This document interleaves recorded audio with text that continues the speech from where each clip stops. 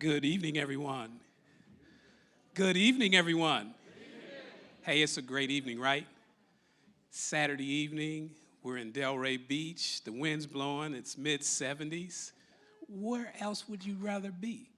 So, good evening again, and welcome to everyone here in the room and that are joining us virtually online for Youth Voices. This is a conversation, breaking down barriers between community and the police. I want to start with giving a special thank you to all those involved in planning and the organizations that have collaborated to provide this awesome venue this evening. Those organizations are the Delray Beach Police Department. Let's give them a round of applause. Come on, y'all can do better than that. Yeah. The EJS Project, led by Emmanuel Dupree Jackson. Y'all can do better than that. Come on. And the Arts Garage, under the leadership of Marjorie Waldo, I'm sorry.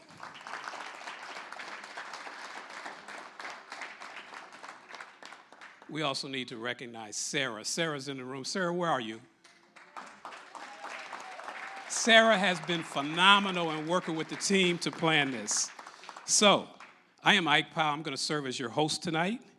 And one of the many hats I wear here in the county is I serve as the My Brother's Keeper Task Force leader for the Palm Beach County network of MBK. This evening, I'm joined by two amazing individuals. And most of you know them because they are local Delray residents. One is my sister, my good sister, Elizabeth Burrows. And Elizabeth is the founder and the mindset coach of the Life Edit Project. She will serve as the facilitator this evening, so let's give her a round of applause, please. And the other amazing individual is my sister, too, and that is Kenya Madison. She is the senior director, Healthier Delray Beach. She will serve as the moderator this evening. Folks, we have planned and structured this event to provide a setting where it's a safe space to have conversation. Conversation that will foster, hopefully, improved communication between the Delray Beach Police, the community, and hopefully you all can see that we all in this room are real people. We ask for everybody to be respectful in their conversations tonight, but at the same time, be candid. Can we have that agreement tonight? All right. I am so happy to see so many of our young people here, our youth. Let's give it up for our youth. And some of them were here earlier in the day, and they have actually come back for this night's event. So we thank you for joining us, all of you young people, our students, our shining kings and queens. So much great opportunities ahead of you. Tonight's outcome is that for everybody to participate, sharing their thoughts and recommendations, and ultimately this should lead towards some type of action-centered approach project. So this isn't the end. This is the step in the project, in the process. We ask that everybody please adhere to the safety guidelines for COVID-19, CDC guidelines. Everyone's voice and input is important. Let's be respectful and let's enjoy the evening. And so now I'm going to turn it over to our facilitator, Ms. Elizabeth Burrows.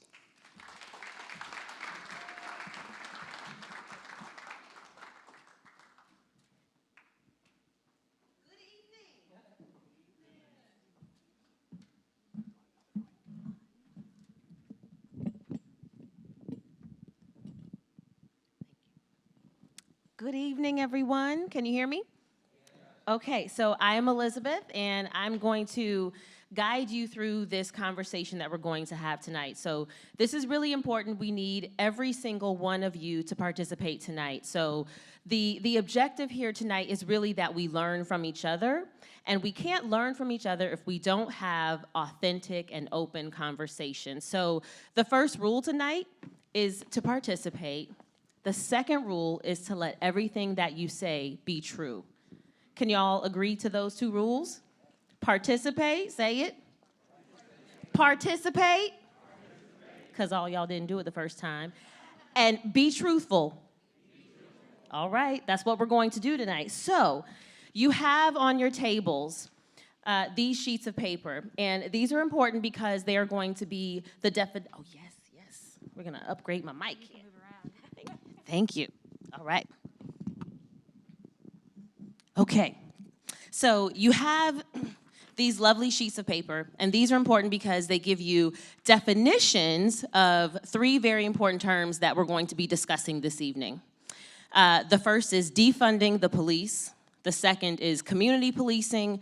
The third is implicit bias. We are going to be having conversations about all 3 of these terms at each one of your tables tonight. And to our folks who are joining us online, participating on YouTube, we want you to have these conversations as well.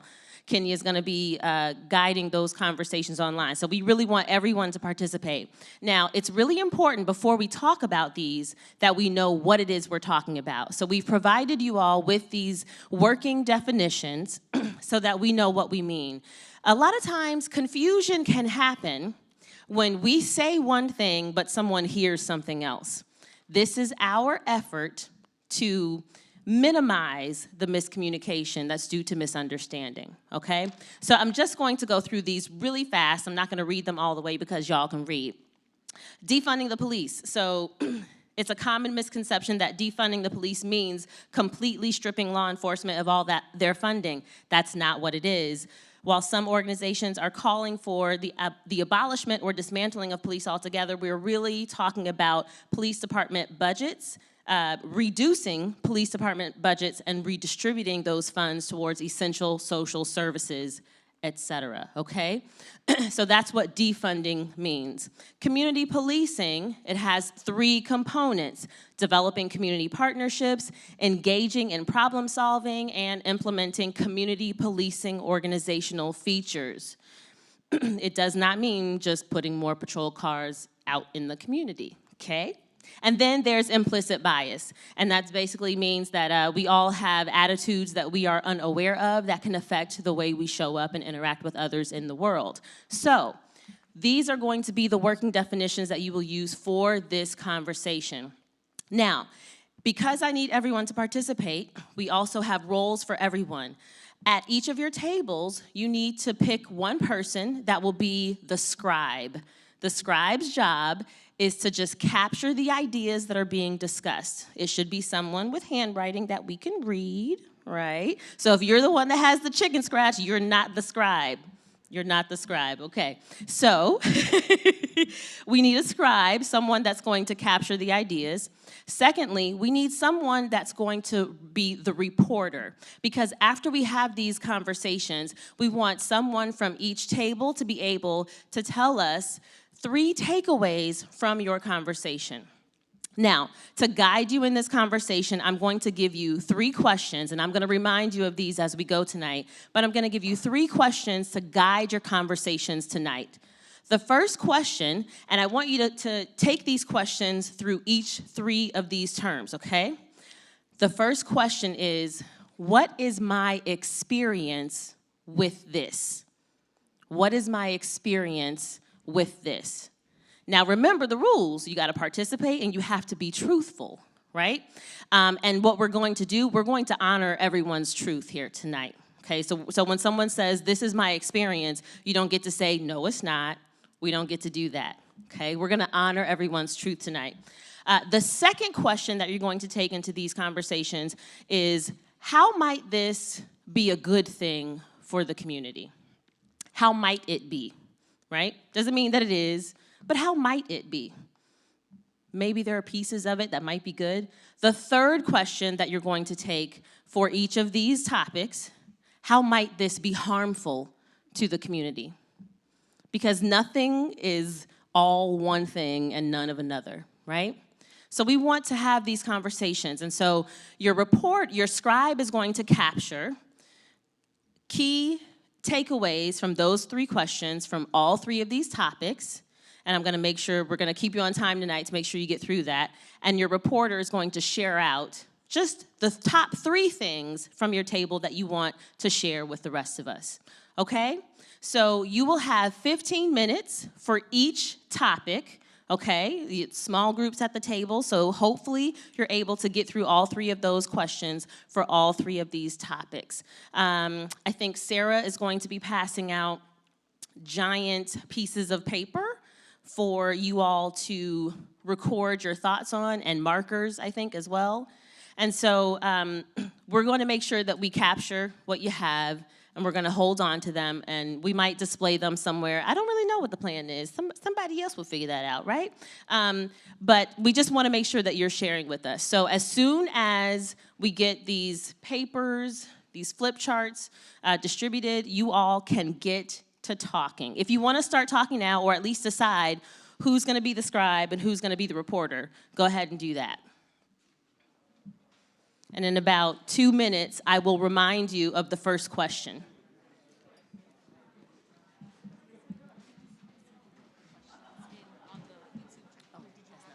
No, I can just tell you what they are. Yeah.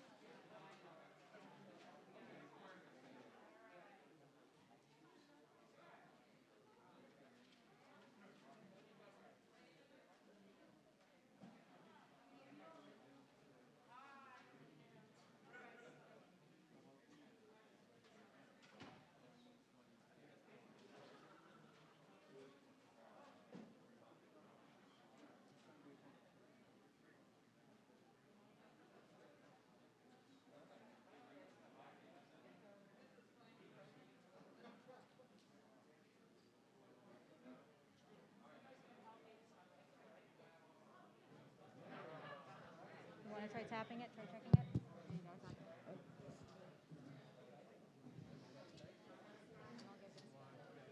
All right, so I'm Kenya Madison, and I'm going to be your moderator for this evening. And I am here to just kind of keep things moving and keep you focused on the task at hand. So right now, everybody should be getting a flip chart form, and you have been given definitions at your table, and there's a question from the floor that, Elizabeth, will you please repeat the question so Yes. that everybody has fresh in their mind what the question is? Sure thing. First thing, Sarah, we need a marker over here at this table. Thank you. We need some markers at a couple of tables. Okay, raise your hand if you need markers still. Okay, so the first question, remember, is what is my experience of this? What is my experience of this? The second question, how might this be helpful to the community? How might it be helpful? The third question, how might it be harmful to the community? So you should be working on your first question for your first topic. You got about 5 minutes per question per topic.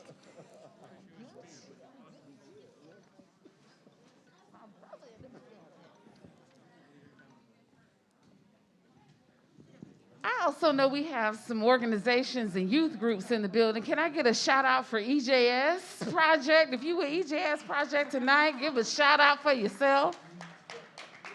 If you know anything about Healthier Delray Beach, give a shout out. You say, woo! Healthier Delray. Healthier Delray. If you know anything about the Life Edit Project, say something. Make a little noise. It's Saturday night, and we in the place. Can we get a little tune? We got some tunes, some background.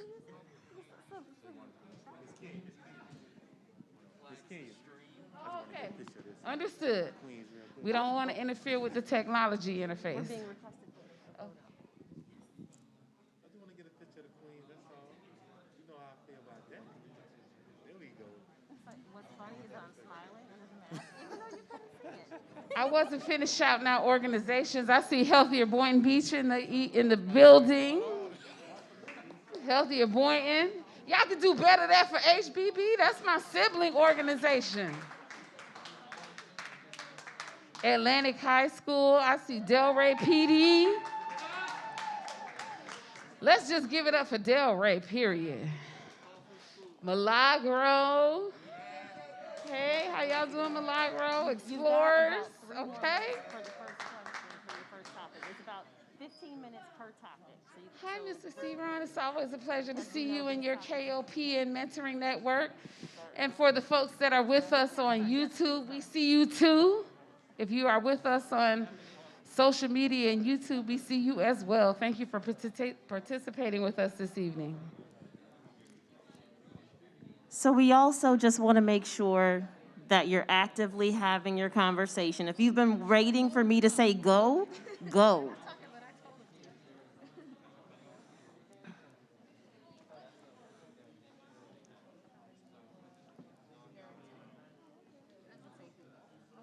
I'm going to be coming around to check on you all.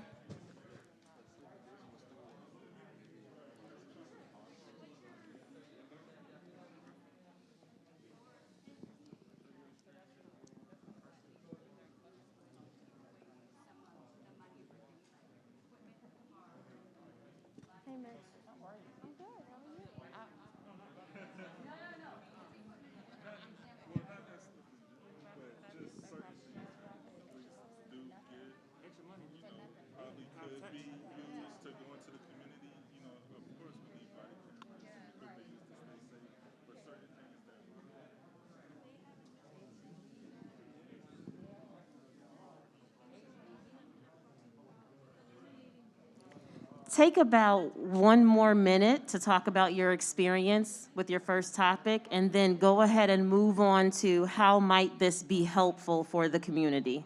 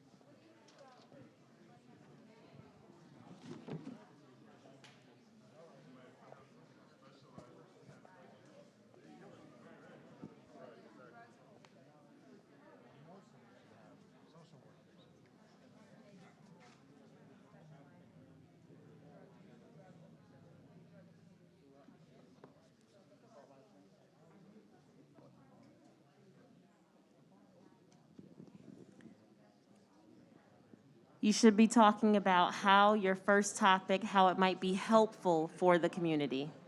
How might it be helpful?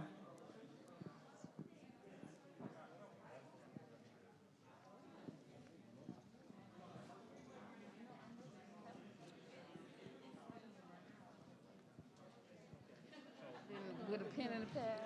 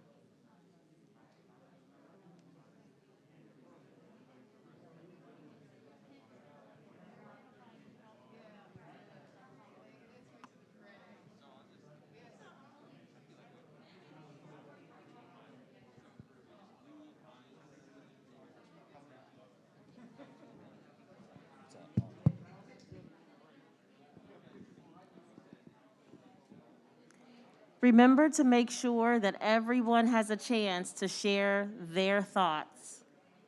Everyone should be weighing in on every question, on every topic.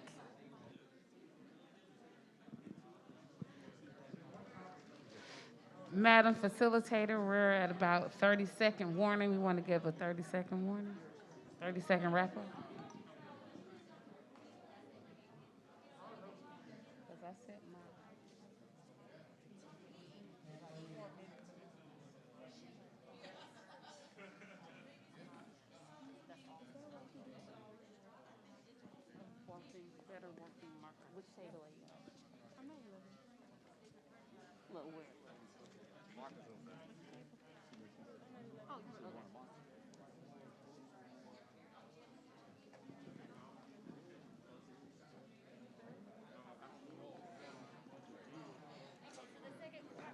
Yes.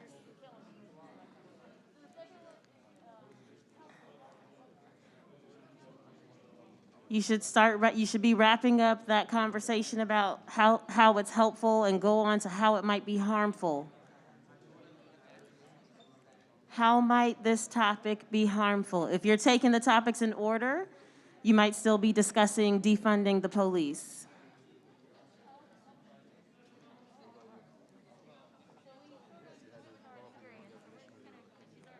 If you're able to get through these quicker, you don't need my permission. Go ahead and move on to the next topic.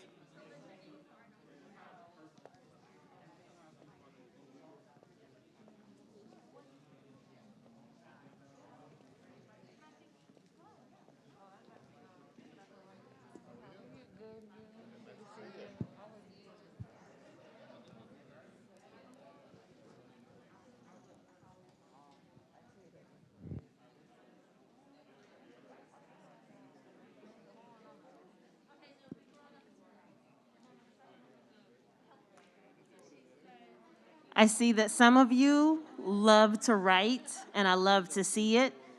If you need an extra piece of paper, just let us know. We can do that.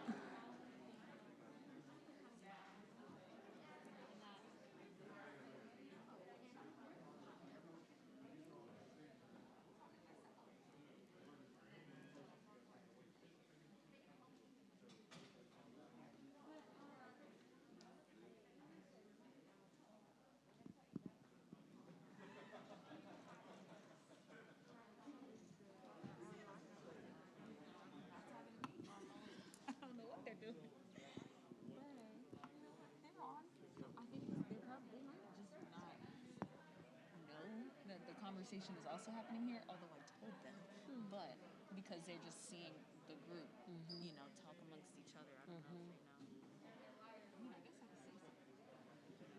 Feel free to communicate with each other in the chat.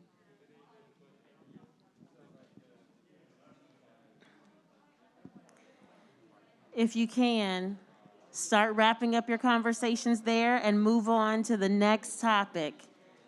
We're taking the same 3 questions. What is my experience with this? How might this be helpful to the community?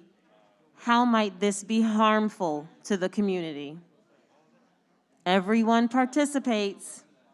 Everyone speaks truth.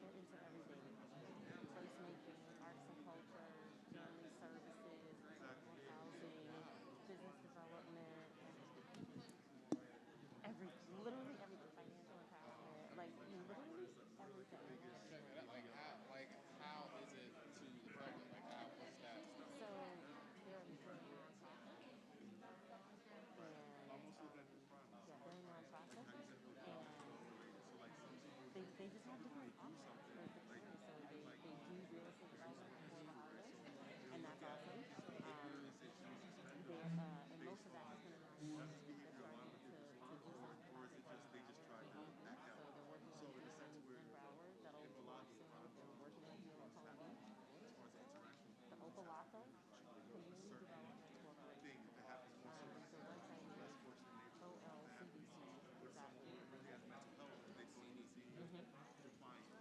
How are you? Delray, nice to see you. Yes, good to see you. Nice to see you. Everything all right? Everything's great. Everything's great. Hopefully you're into your second question on this topic. Everyone's weighed in on their experience, and you're talking about how it might be helpful to the community. Helpful and harmful.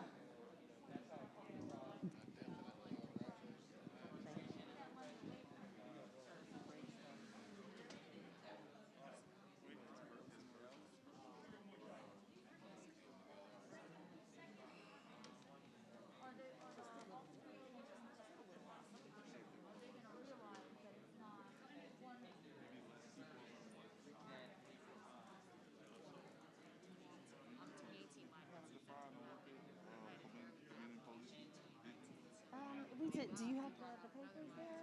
Yeah, that's really Yeah, so I was able to be on that line. yeah. Yeah, the three components that make it up. She's still very close with my mom.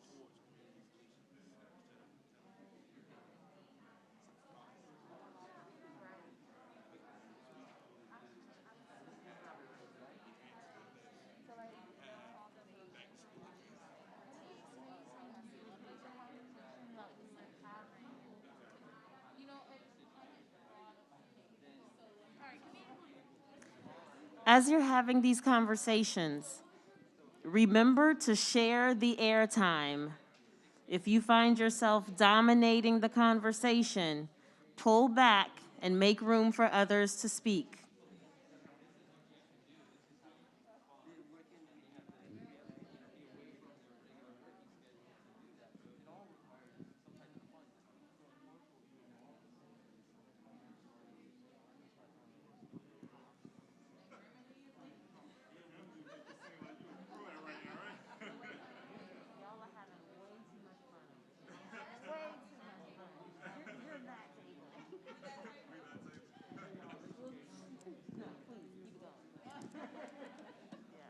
Not mad at all. Absolutely.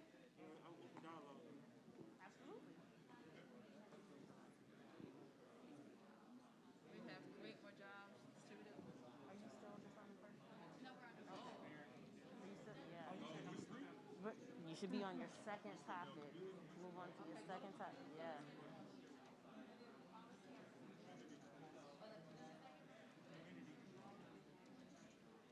If you all think that you might not use as much time there, then you can always come back to this one if you need to finish that one up.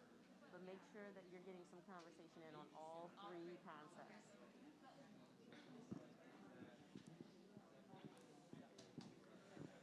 You might find in your group that you all have way more to say about one particular topic than another. Make sure that you all give your group time to get through all three topics: defunding the police, community policing, and implicit bias. If you've got extra time after speaking about all three, you can come back to anything where you've had lots of energy.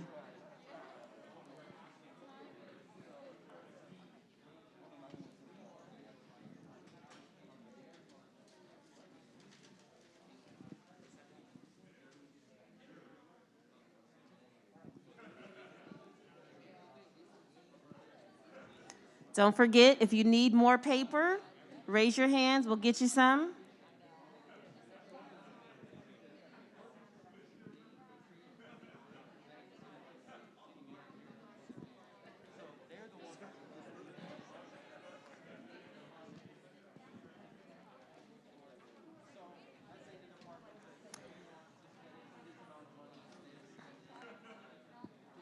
Give yourselves about 2 minutes to wrap up conversations around that second topic.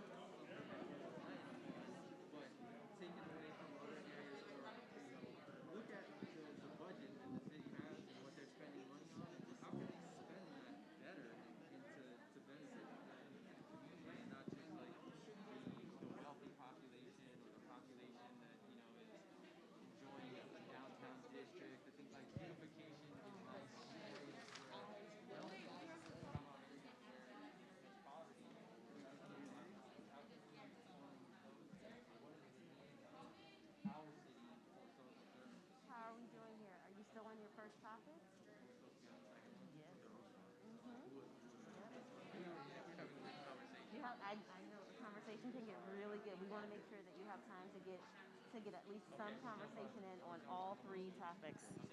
Yep.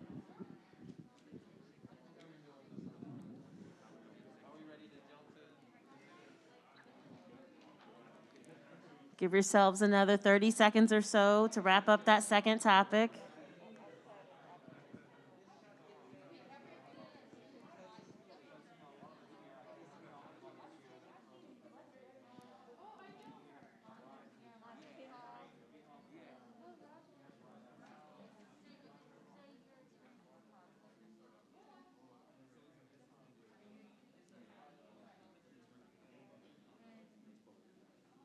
How are we doing over here? Which topic are we on? Just started to? All right. You might have to pick up the pace a bit.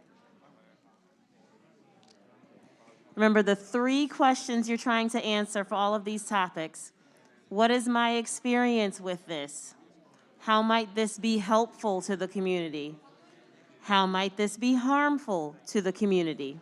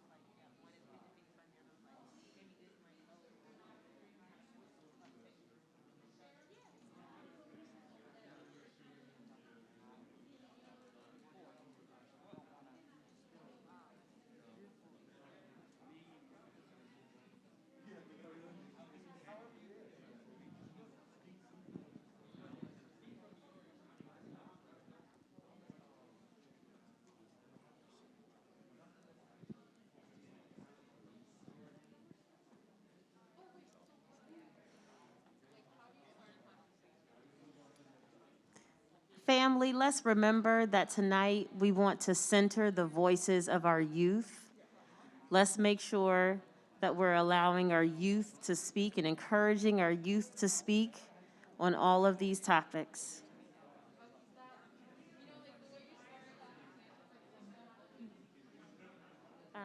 You should be moving on to your 3rd topic now.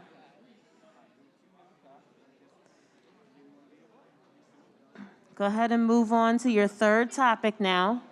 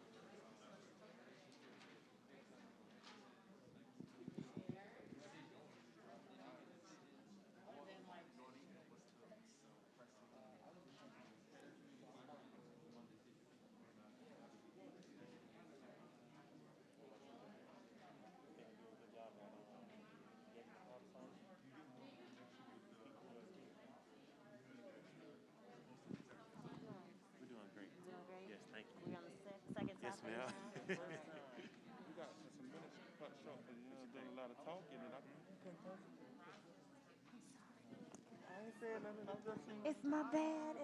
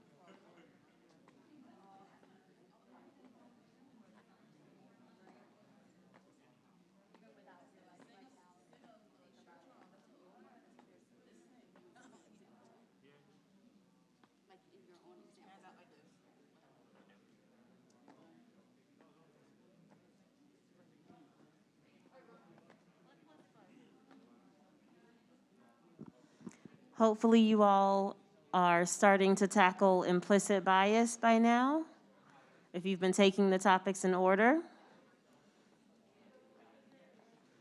Again, what is my experience with this? How might it be helpful? How might it be harmful?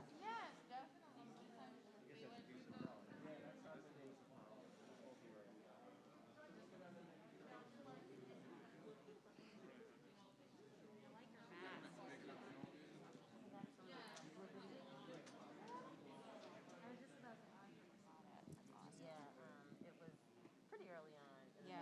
She was one of the first people that I knew personally that was selling that. You know, eventually everybody was selling Oh that, yeah, but- for sure. I know. One of my friends hand makes them too. Yeah, but not everyone's are cute.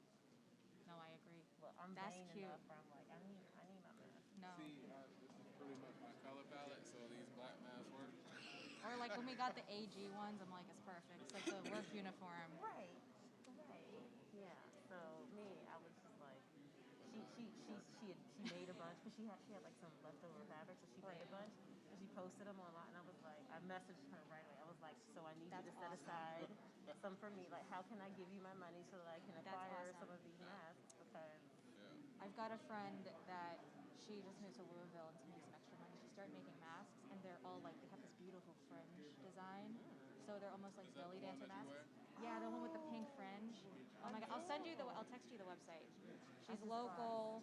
She's amazing. Well, she's local in Louisville, but you know.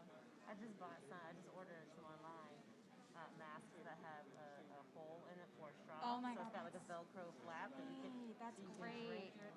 Oh, that's great. And it's Step in the game. more African design. Yeah. Oh, I'm gonna be so cute. I won't know what to do with myself. I love it.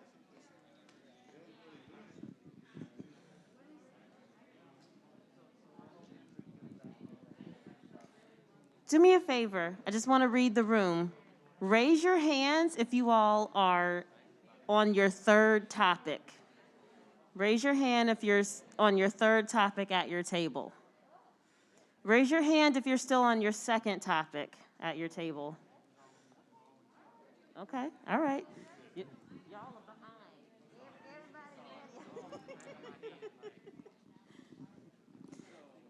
You've got about 10 more minutes.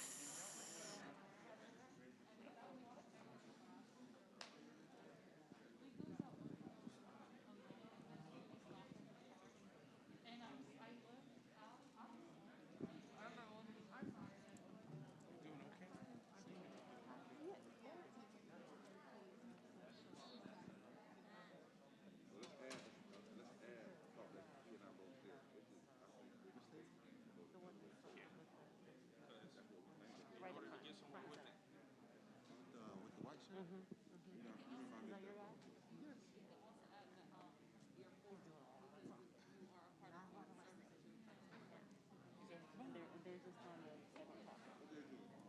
Yeah.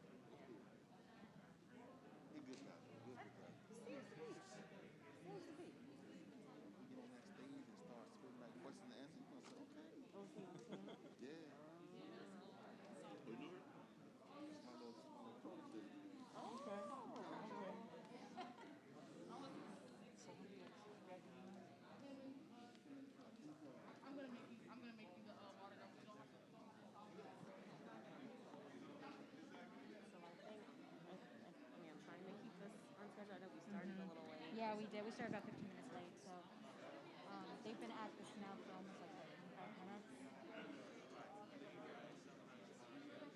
I think I heard it, but they haven't like really like like this is they're engaged. Like I think they just need to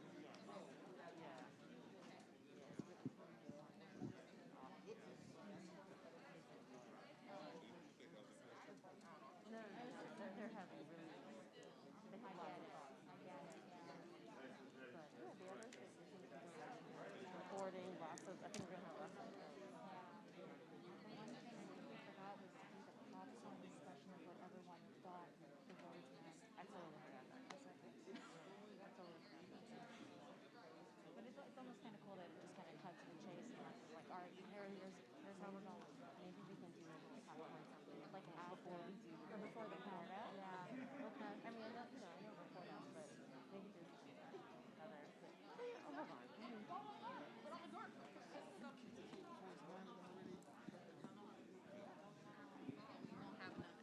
Oh yeah, you have to have.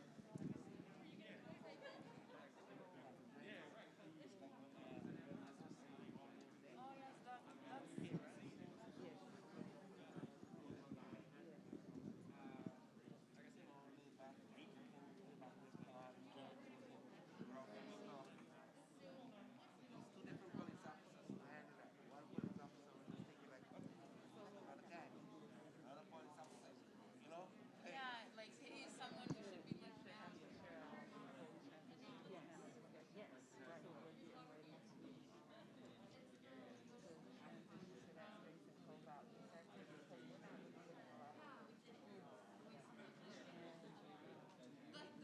When you look at someone, yeah.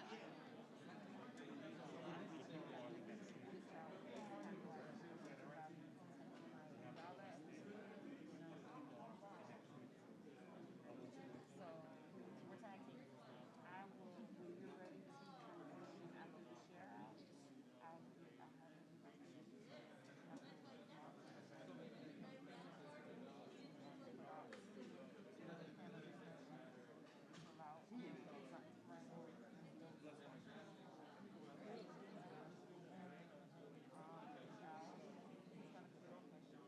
You got 5 minutes?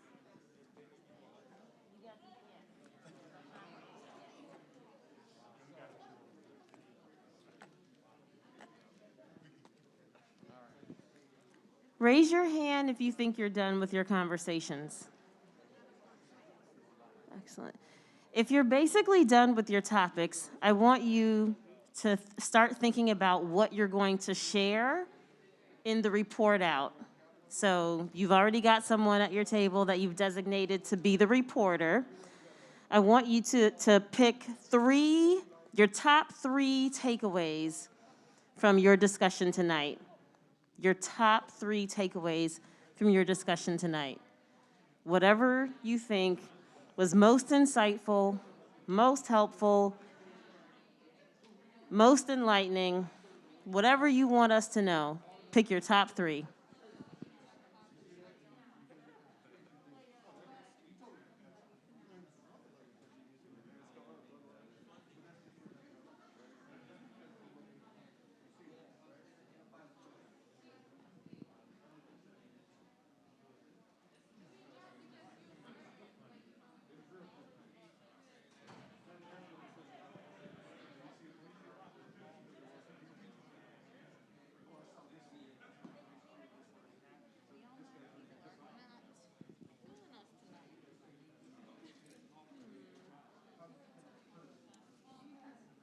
So afterwards, is it going to be like a round table discussion or? No, we're just gonna have one person from each table tell us, quickly 3 things they want us to know.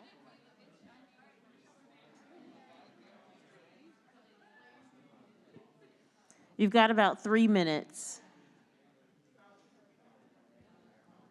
If you need a refresher on the questions, you feel like you missed something, the questions are, what is my experience of this? How might this be helpful to the community? How might this be harmful to the community?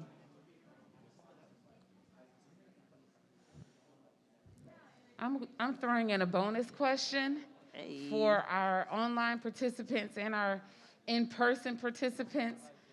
When life gives you lemons, what do you do? Don't answer me out loud. Have that table conversation, and when we get ready to share out, I want to know, when life gives you lemons, what do you do?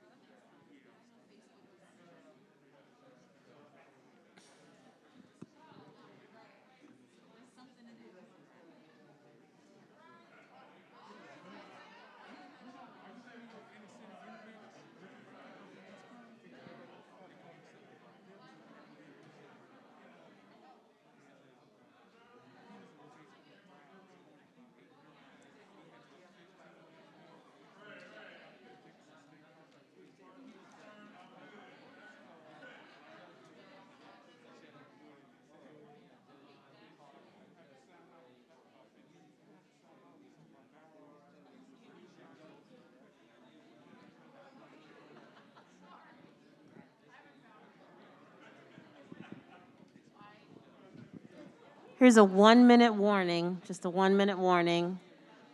Grab your last thoughts.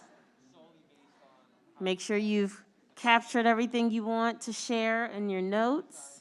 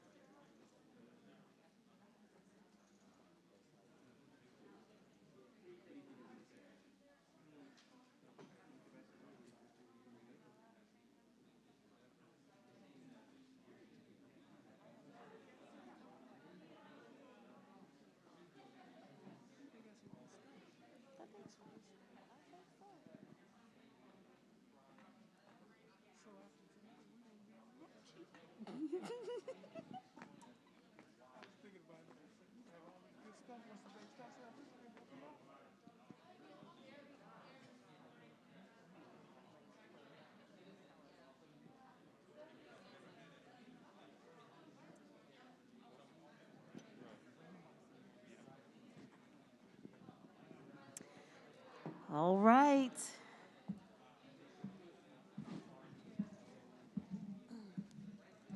So hopefully, everyone has had a chance to share their thoughts at the table. Everyone has participated. Everyone has been truthful. We've been doing our job at honoring each other's truths, right? Now comes another fun part. Now it's time for you all to share. So I've been walking around, and I can tell there's been lots of exciting discussion happening. Some of y'all are having more fun than others. I ain't calling nobody out, but I'm calling you out. I like that table over there. So first of all, how about you all just give yourselves a round of applause for being here, for participating. These are not necessarily easy conversations to have, so it is an act of bravery and an act of service to have you here participating like this and sharing your thoughts with us. Now, we want to make sure that all of your thoughts get heard, so you might have had amazing discussions here at this table, but those folks over there didn't hear you, so we want to make sure that we've got someone to report out. Any volunteers for who wants to go first? Who wants to be, hey, yes, ma'am, yes, ma'am. All right, I'm gonna come to you. Hold on. I gotta put my mask back on, hold on. Or, Can you get there first? Okay. My sister Kenya's gonna get there first.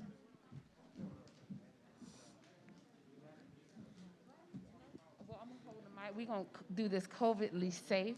Yes, okay, yes. So- So ground rules. We're not passing microphones because COVID. So I just need you to project, keep your mask on. Project.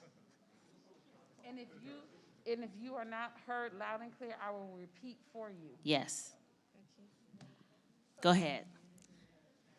My group's thoughts of defunding the police is that we think that we should identify the problem or the personnel rather than the organization, because the person should take accountability instead of the whole department getting the discipline. Then also community policing, we also think it's harmful because some police are getting too comfortable because they can see something going on in a bad neighborhood and will just move away, which is something we experience. Also, to add on, implicit bias, we also think that it's good and bad because it can be as an instinct of survival. If we see someone walking on the street with a gun, we're not gonna go that way. But also it's kind of harmful and it's misjudgment because we can be hurting someone's feelings and also we can be judging the book by its cover. Bonus question.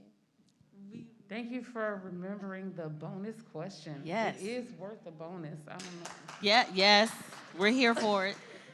Also, instead of when the life gives you lemons, we would own a lemonade business. What? Entrepreneurship? I love it. I love it. Let's give our sister a round of applause. Wait, no. I need y'all to participate. Let's give her a round of applause for sharing. Thank you. Thank you. Who's going next? The bright lights in my eyes and I just can't see. Right here? Right here. Yes. Thank you so much.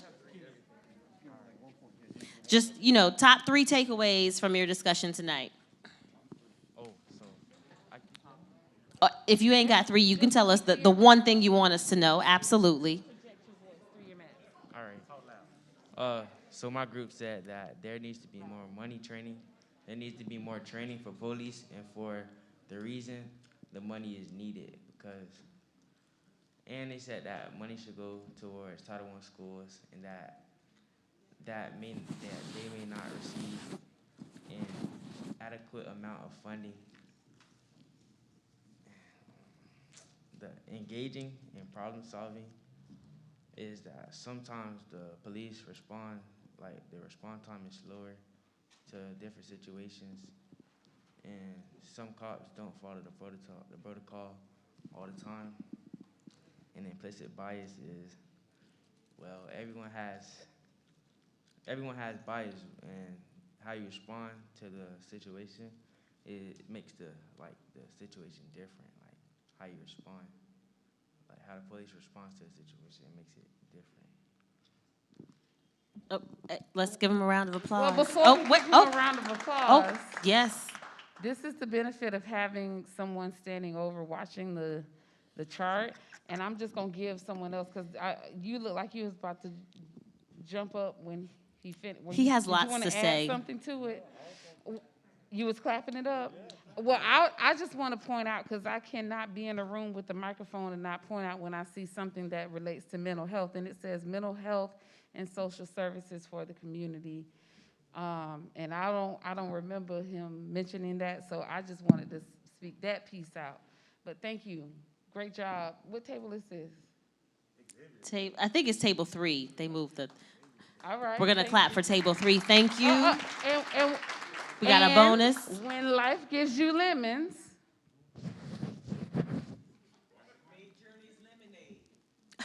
You make lemonade. Just a plug. You make lemonade. Okay, he says when life gives you lemons, you make it lemonade. Miss Angela says making journeys lemonade. I don't know what that mean, Miss Angela. Okay. Look, we got our next table volunteer. I'm coming your way.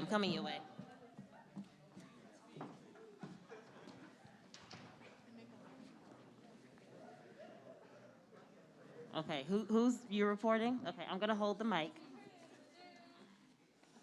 All right, so we're over here. Let's see, you have 3 things to share with us?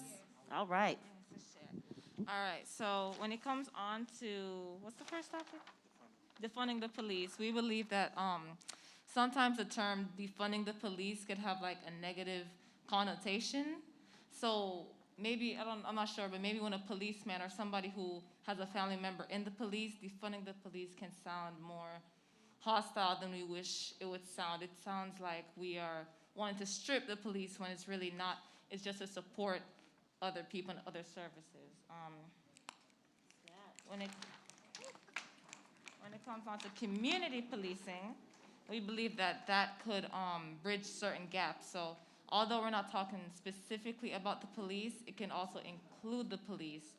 So to have different organizations that could help bridge certain gaps. So for example, we could have a group that can help, you know, sometimes when it comes on to certain demographics, I'm gonna say it, Black people, we could sometimes, me personally, seeing the police, I could be walking down to, downtown Delray on Atlantic Avenue, and the second I see a police, I'm gonna get nervous. For what reason? I haven't done anything wrong. I'm gonna get nervous, and I'm not sure about all police, but some police can be moving from other places where Black people are the minority, and they hear so much negative things, they might have an ought against certain demographics, not intentionally, but that could happen. So community policing could be a step to bridge gaps that, you know, that are not intentional. And lastly, implicit bias. Although that we already know there is implicit bias across racial lines, there's a lot of implicit bias within Black people, okay? So what my experience that I gave off was that one time in 6th grade, we had a Black History Month play, and this wasn't even that implicit, but this girl, she looked at me, she said, you can't be in it. And you wanna know why she said that to me? Because I'm light-skinned, right? So it's like, I can't represent Black people. So that bias is like, it's been repeated to me before, like, oh, you're gonna get this job and you're gonna go to this school. And we already know why they're saying it. Some people say it to my face, some people don't. And that's not good, because if white people already see us, so to speak, as a different group, why do we further classify ourselves as different groups? So that's one of the things. And then the bonus question. Yes, the bonus. When life gives you lemons. Okay. When life gives you lemons, make sure you salvage the seeds so you can plant another tree. Listen. I'm gonna snap on that one because that was poetic.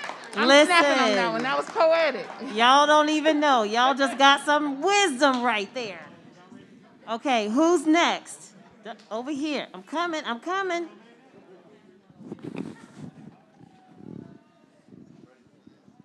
All right. I'm going to hold the mic. Top 3. We've got our next one right here. All right, so on defunding the police, my group said, like, taking away, like, funding from the officers, what it said. It affect their pay and, like, their equipment. Like, the cars break down something, they're going to have to get back to the police station and all. They're going to have to tow to get the car towed. So it's kind of good, too, though, because, like, you can, like, take a little bit of the money, put it to the schools and, like, hospitals, so they can have better equipment too, and like resources, and like mental health and stuff like that. And what's next? Community policing.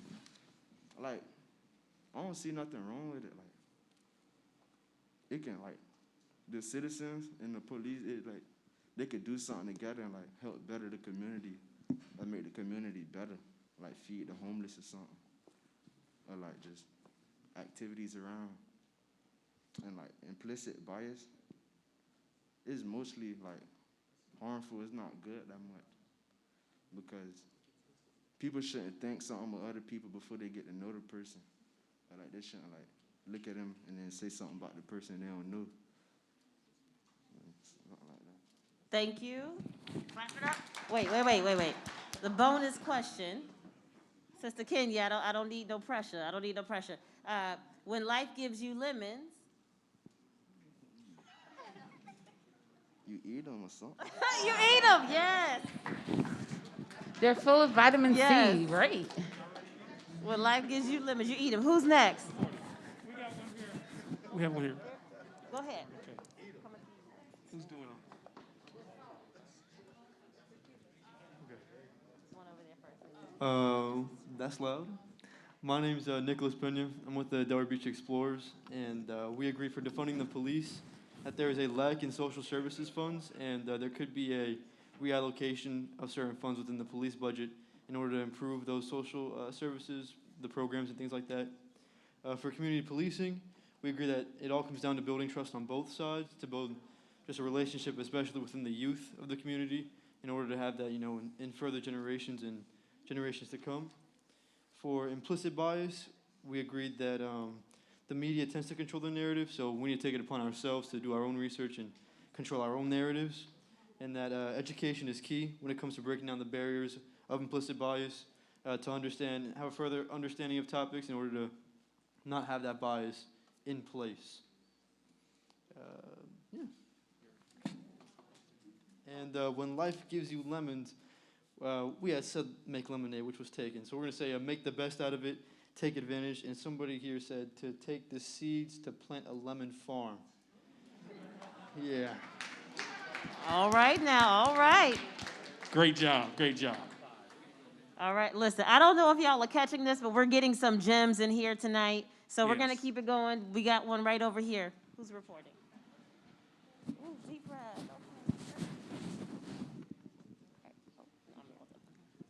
So what my group came up with was our experience with community policing was to create relationships, so like with everyone, and how they would like help play basketball with the kids and coach them, and pray over the kids and attend churches, and how they came to schools to talk about like the laws. And we found that it was helpful to create more jobs and redistribute the responsibility away from the police. And our experience with defunding the police was trying to understand the definition more, and that's all. What about implicit bias? An experience that we have felt was a white lady looked funny because there's a shirt or a clothing that we wore that said, "They can't kill us all." And we felt like a little hurt, and it wasn't like right for that to happen. All right, and our bonus question, when life gives you lemons? Oh, jeez. Oh. You give them oranges. When life gives the you switcheroo. lemons, I like you that, give the them switcheroo. oranges. Let's clap it up.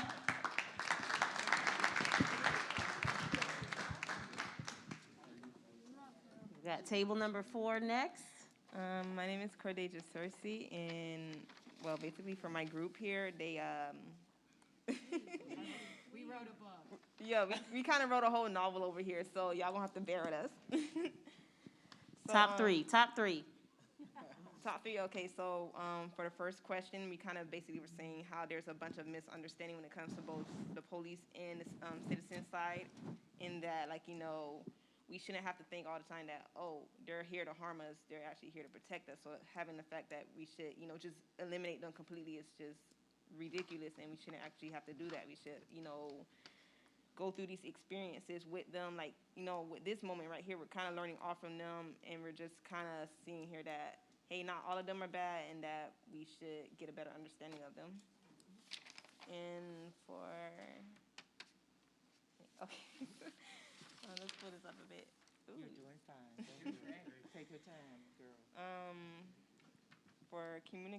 For the community policing, we're basically saying how events like this is a good idea, and how it's benefiting our communities, that people around my age and younger and older get to see how, like I said before, not every officer is bad, and the bad apples that we see on the media is not the ones that we're gonna always encounter in real life, and that we should be able to just sit here, learn from them, they'll learn from us. We kind of see that, just kind of look at each other as human beings, instead of saying, you're an officer, I'm a person that I think you might kill, but that's not the truth.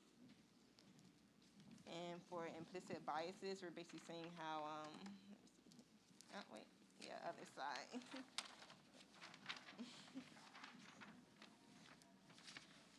Kind of saying like how with all these negative experiences that each person will face from an officer, like for instance with some people I know, they had negative experiences with them, so they don't trust them, their trust is gone with them.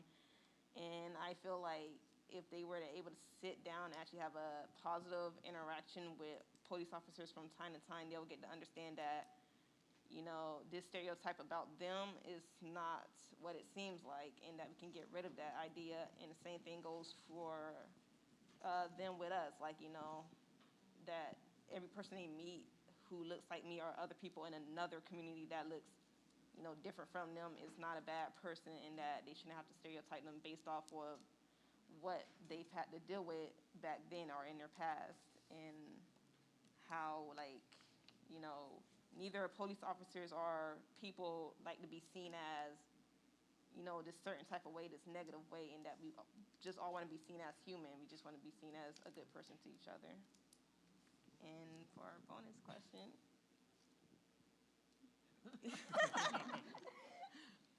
when life gives you lemons, you make Journey's lemonade. Yes, goodness. Great job. Clap it up. Thank you. Who's next? Oh. I'm coming. All right, who's reporting? Yes. You can take this off, right? If you want. I'll just leave it on. Okay, so for defunding the police, we said that the Delray Beach Police Department is kind of unique in defunding the police because we have a lot of different resources that we've been doing lately, such as the mobile crisis from South County that comes with us on calls. And instead of us getting involved, we now have them handling the call just because it kind of puts the citizens at ease.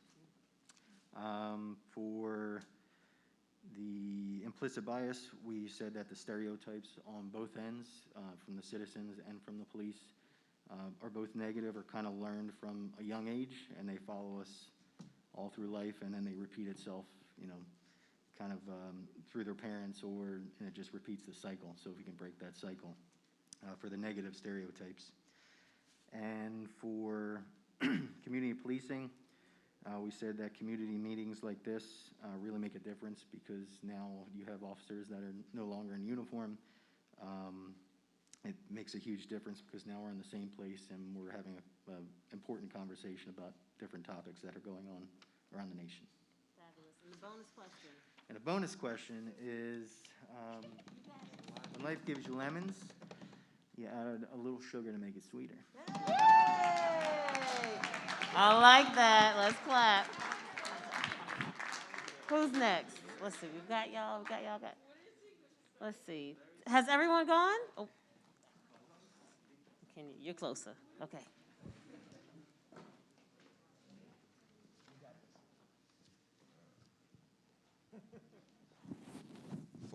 For defunding the police, we came up with it'll be helpful because it'll be helpful because it would it's we doing harmful? It'll be harmful because there'll be limited resources and the number of officers would decrease, which can cause the increase in crime rates.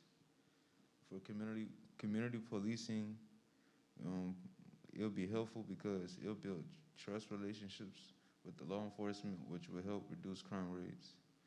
And impact bias, it'll be harmful because it can lead to death and disproportionate prison rates.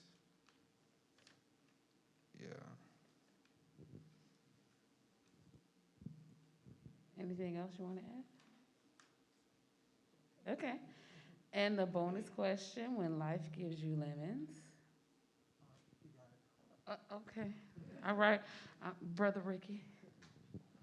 When life gives you lemons, you crush them, add a little sugar and water, and make a lemonade lily-dilly. Listen. Bonus points for the Lily Dilly. What's a lily dilly? I heard someone ask, what's a Oh, lily dilly? That's the extra credit question. If you can answer what is a lily dilly, you get extra credit tonight. Look, we're doing this for the culture right now. For the culture, what's a lily dilly, Wednesday? Lily dilly, noun, can be found in the candy lady's house in a urban community. A cup of frozen juice, usually for 50 cents. Lily dilly. Yes. Yes, yes.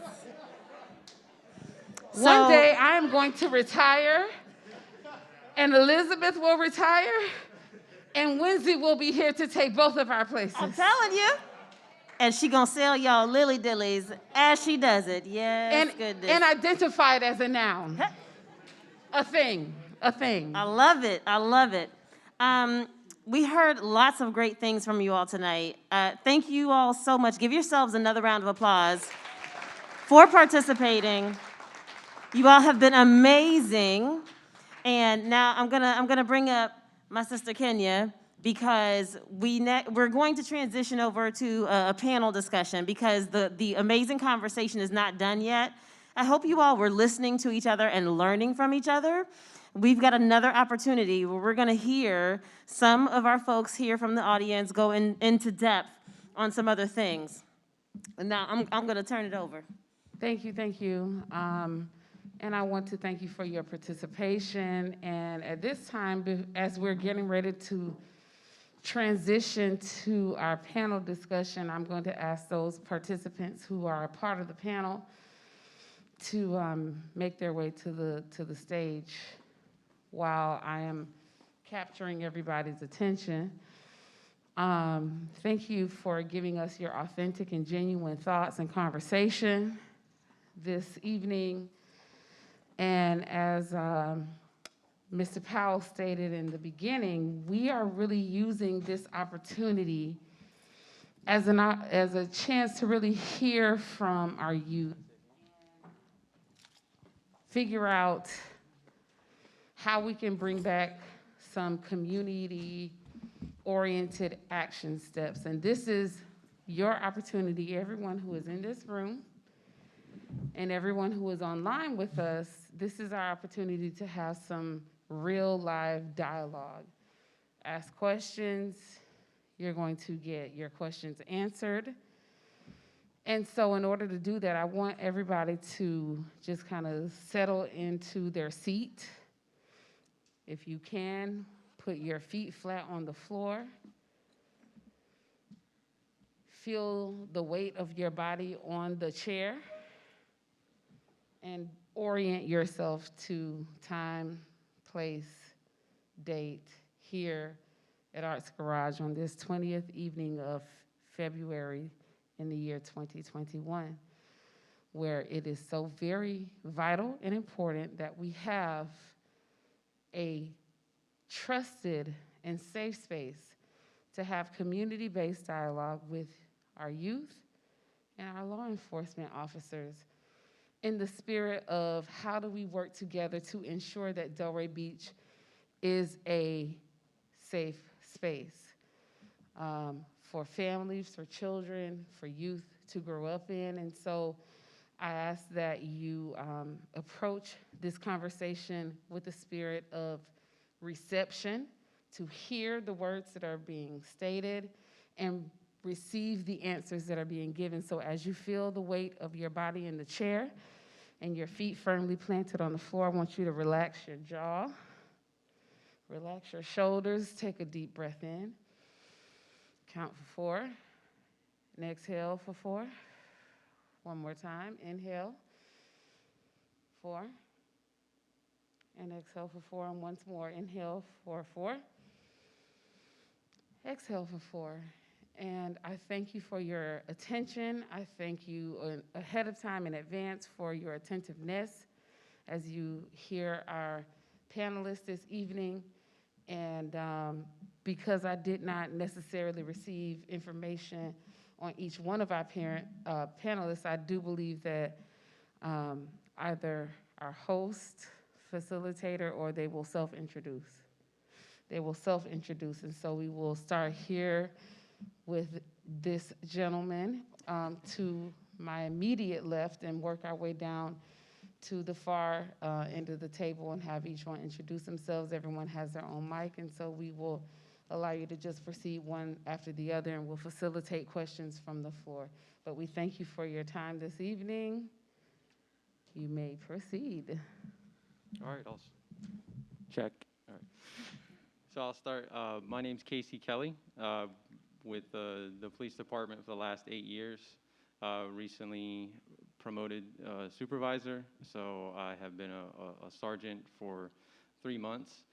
Prior experience, I was a detective in our violent crimes division, and I worked in our problem-oriented policing unit, which is kind of similar to our community-oriented policing unit that we now have.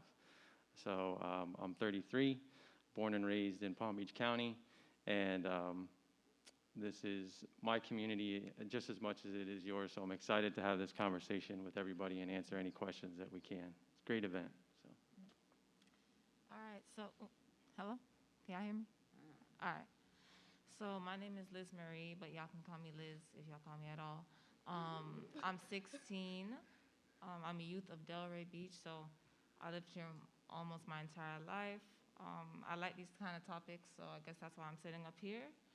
I'm very talkative and I'm very opinionated, so I can give y'all a different kind of perspective than y'all are used to. So, yeah. Good evening, everybody. I am Winsy Wilson. I currently serve as the administrative intern at EJS Project. I am 19 years old. I am a former student of Tuskegee University, currently at Palm Beach State College. I'm here to answer any of your questions, comments, concerns about policing, lily-dillies, and everything else in between. Good evening, I'm Danielle Quinn. I am 38 years old. I was raised here in the city of Delray Beach. I'm currently a lieutenant at the Delray Beach Police Department. I've been working there for 15 years. I have been in the Community Response Task Force. I work downtown in the Clean and Safe Unit. I also was a detective in the Violent Crimes Unit, and I'm happy to be here. Oh, I'm currently the Commander of Internal Affairs.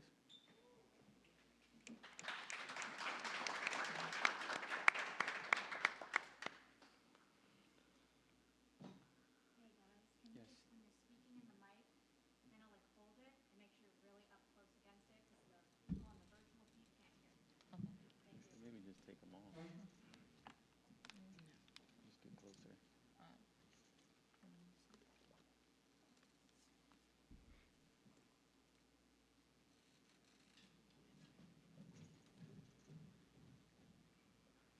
So you already graduated? It's been that long? Oh, no. Okay, so thank you so much. So we're going to tag team you with some questions. Okay. Yes. So first question that I'm going to improvise a little bit because of how our discussions have gone tonight. How do you think, and this is to our two police officers on the panel tonight, how was your experience listening to our youth tonight talk about issues of policing with you directly there in those personal conversations? What was that like for you tonight? Want to go first? Take your pick. I thought the conversation was great. Certainly something that both the community and police can benefit from, but I think really we benefit as police officers more from listening more than talking, because when we go to calls for service, we kind of dominate that call, because you've called for our assistance, we're there, so we're kind of dictating how things happen. So in this environment, we get to hear more from the youth in the community, and instead of just saying our piece and controlling the situation, which we kind of can do, we get to allow you to tell us how you feel, what you think, what's good, what's bad, and that changes maybe our perception, and how we respond to calls later. So one of the biggest things I think that we tout at the police department is establishing relationships with the community before a call for service, before 911 is placed, because 9 times out of 10, when you call 911, it's one of the worst days of your life, and you're in need of immediate assistance, emergency help. We don't have time to get to know each other. We just have to fix the problem quickly. So if you maybe recognize me and I recognize you, maybe that changes how that call goes. So I think our conversation at my table was very beneficial. Thank you. Definitely did a lot of listening in regards to experiences and basically at the same time educating them on like our point of view on how we see things, how we do things, why we do what we do. And I think that's also important. Excellent. And now I'm going to flip that question for our youth. What was it like having a chance to be able to talk, you know, not one-on-one, but in this small, intimate conversation with police officers right there? I mean, it feels really good, to be honest, because I've seen a lot of stuff happen, and I have a lot of things to say, and I never thought I would be able to be in a setting where they could actually hear what I say. And the fact that you guys like are actually here to listen and stuff is like, I appreciate it a lot. And I pray that you guys actually take into consideration and try to help the community feel more comfortable, because God knows it took me a long time to be around the police and not be nervous, and it took me a long time to understand that they're not out here trying to kill us. Like, you know what I mean? Like, I've heard a lot of it, and most of it is negative, whether or not it's propaganda or not. When I was younger, I didn't know it was propaganda. I just seen what I saw. So to like flip it around and feel like a more positive, see you guys in a more positive light is like really good. Excellent. Thank you. For me, I really appreciated the structure of how this evening went. So knowing that the polices are here and they're Can you out of speak more into the mic directly? Yeah, thank I you. really appreciated the way the event was structured within our conversation. It was very interactive because it was a point where that dominance was in the room. A lot of times what separates us from the police is the uniform. The uniform does stay dominant, so that uniform not being there kind of shut down that iron curtain and made the conversation, which usually is taboo, much more comfortable to happen. Excellent. Thank you so much. So I'm going to dive in now with a question that I want any of you and maybe all of you to answer. How important is it to have police officers that look like the community that they're working in?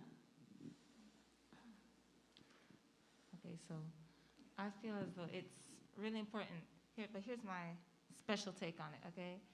Seeing people in uniform that look like me and my family used to be kind of a shock, you know, because it's like, you're one of them.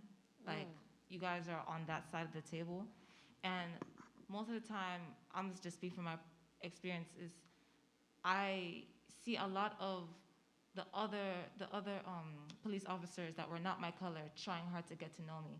But when I seen the black police officers, it was kind of like, oh, you already know what's up. Like, you already know. But the thing is, I need to see more of you. I need to see how you are, because I can't just assume. Like, I want to know why you're in police and what made you. Like, how do you feel knowing how you guys are viewed by the country and even other countries? You guys are viewed a certain way internationally.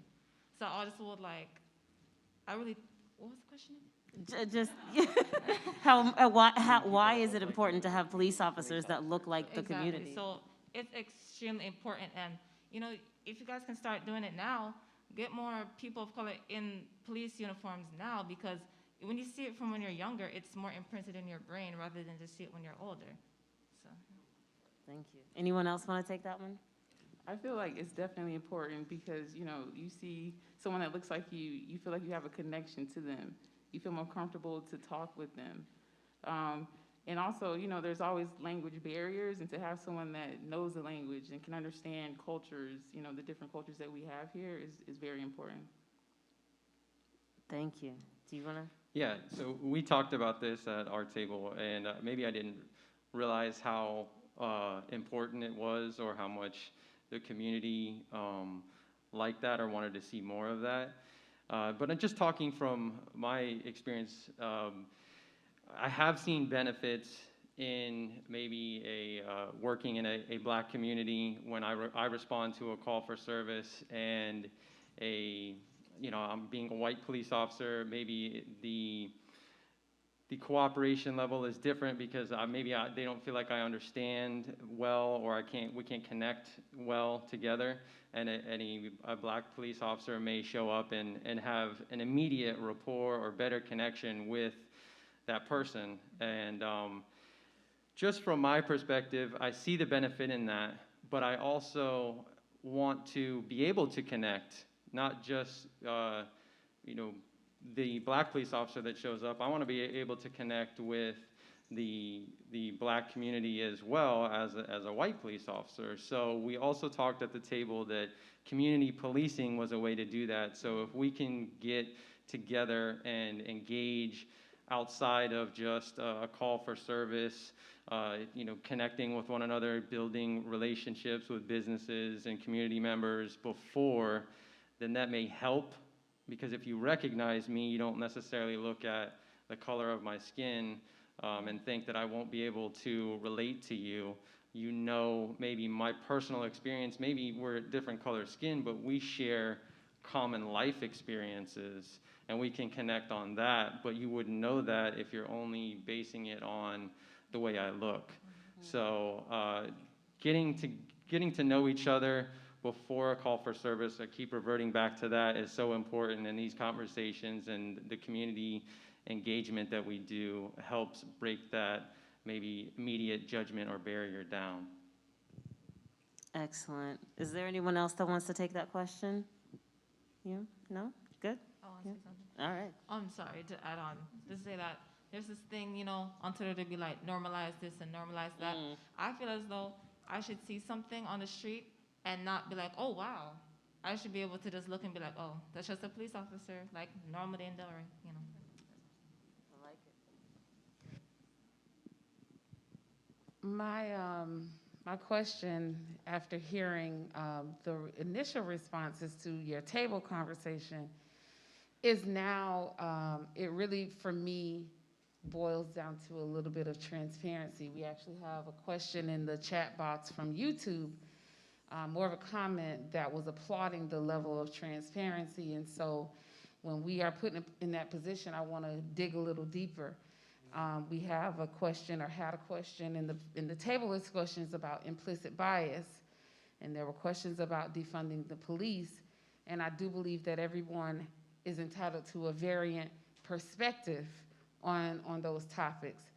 And so if we're going to speak transparently, and if we are going to build relationships to work together in a spirit of collaboration, I think it's very important to figure out what folks feel are the barriers. What do you feel to be the barriers of transparency, authenticity, and relationship building between community and policing and coexisting in communities together, to work together? What do you feel the barriers are?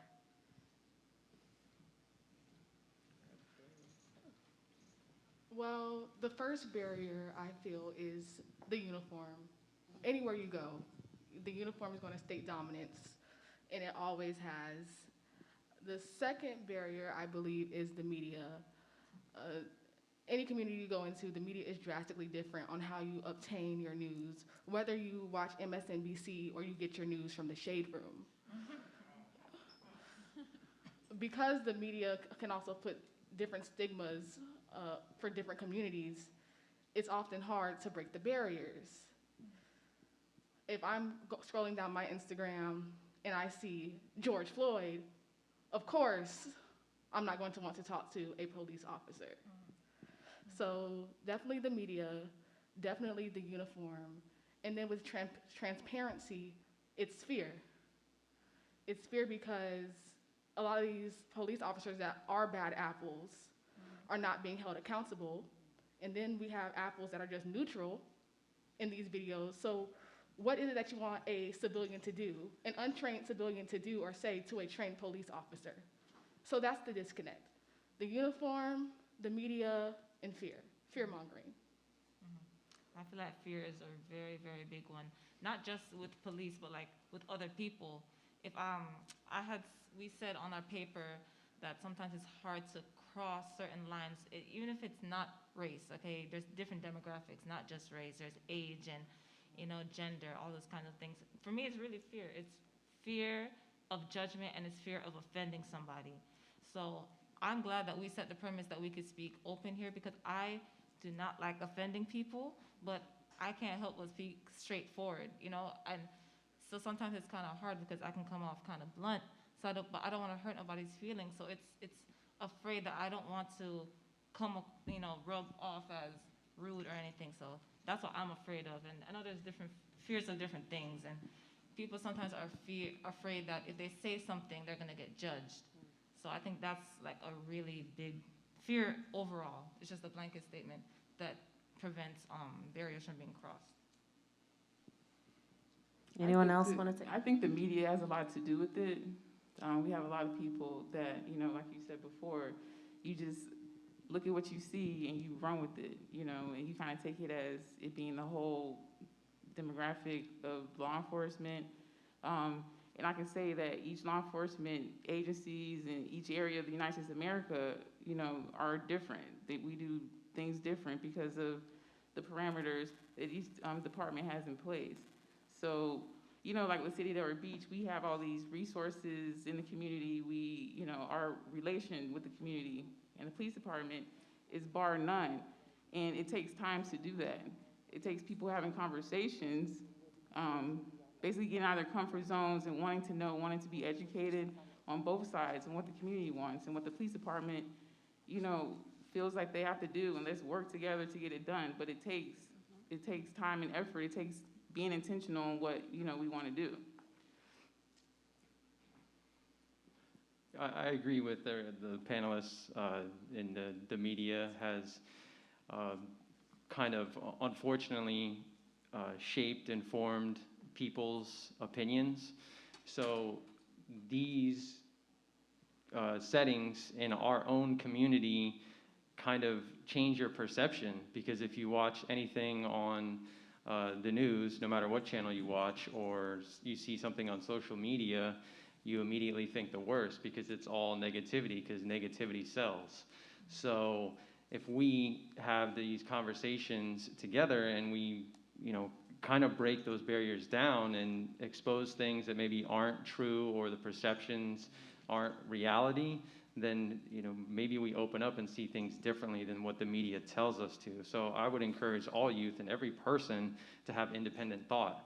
Don't let the media or anybody else dictate how you view anything. So you have to base your experiences on your own, like whatever you've gone through, and it may be negative about law enforcement, but if that's your experience, that's your experience. And then when transparency, I think that cities and departments are so concerned about how something may look that they slow down in transparency, which then is harmful to the community and society as a whole. So instead of thinking about how they can embrace for negative impact or how they are going to be perceived, if they get information out, and I don't think that we've had anything in the city of Delray Beach that we've really not been transparent on, or that we've had to be transparent on, anything like that, but just talking in general terms of the police, if there is a negative situation, they should be immediately transparent with that, get information out to the public, and let the public decide on what they see, instead of waiting days, weeks, months to get information out. So I think we could do a better job at that as a whole, as communicating with the public. It's okay to clap. It's okay. It's all right. We like that. So my final question for the panel, and I'm also going to ask for a bit of audience participation here on this one, is, we really put some forward thought into this conversation as it being a springboard for where do we go from here? What do you think we should do next? And so that is my final question for our panelists, and I'm going to also ask for some responses from the floor, because I feel like in order for us to appropriately plan for what comes next, how can we continue this dialogue? How can we move forward in the spirit of positive change and action? If you didn't notice, I'm a bit of an optimist. You know, I feel like there's a great number of things that we can do with lemons when life hands them to us. And I'm just curious, what is your recipe for a next step? Where should we go from here? Well, I would challenge each and every one of you here tonight to take what we learned and spread the word. Spread the word on what defunding the police is, what community policing is, what implicit bias is. You know, and the conversations that you had at your table, and you were speaking with police officers, you know, and how we're not, basically, what's being portrayed in the media is not necessarily what is in your community. And then continue to have these type of conversations. So you have this one tonight, you know, let's get back together again with a new group of officers and more youth, and just continue this movement.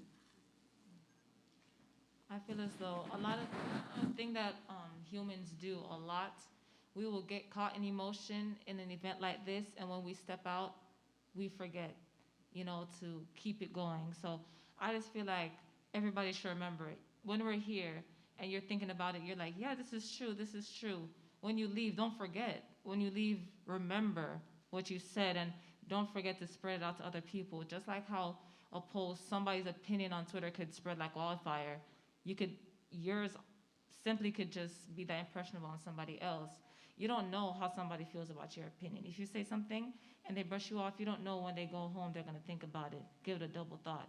So don't forget, when you have opinions and you find information that can enlighten people to help bring the community together, don't hold that information just to yourself and think about it, oh, okay, yeah. No, spread it and don't forget about it. Don't get caught up on emotion, and when you leave here, you forget to do it. I think y'all should really remember to do it, and I did do that myself too. I like that. Don't get caught up on the emotion. It's okay to experience the emotion, but don't get stuck there. Thank you for saying that. I'm going to yield to the panelists, but we do have comments from the floor. Any other panelists would like to respond, or? Just to piggyback on what Liz said, I think it is extremely important that we do have consistency, and the fact that this conversation is driven and centered around the youth is extremely important, because the fear of the police has been passed down like a family heirloom. So it's essential that we plant the seeds into the next generation so those stigmas don't get passed down anymore.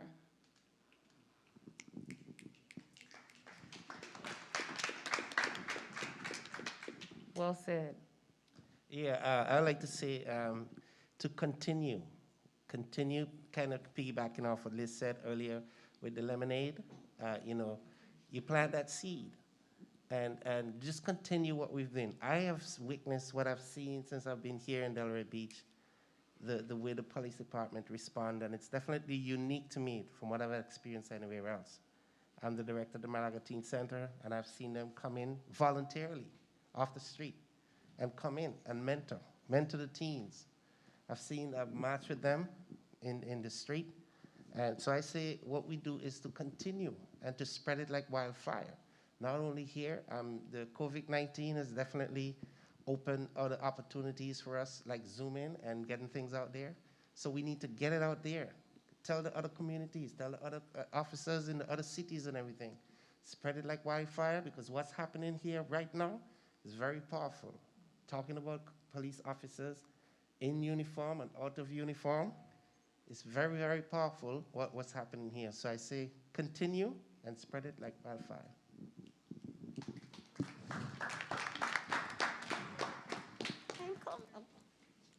I got it. He's closer. I'm going to have the young lady speak, and then we'll take the next comment.